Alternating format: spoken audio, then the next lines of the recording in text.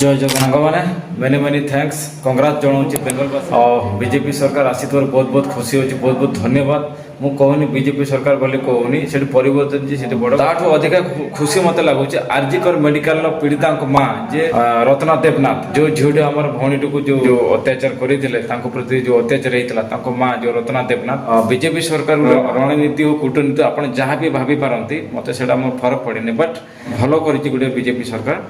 तांको भोट देखी से 30,000 भोटर से विन होती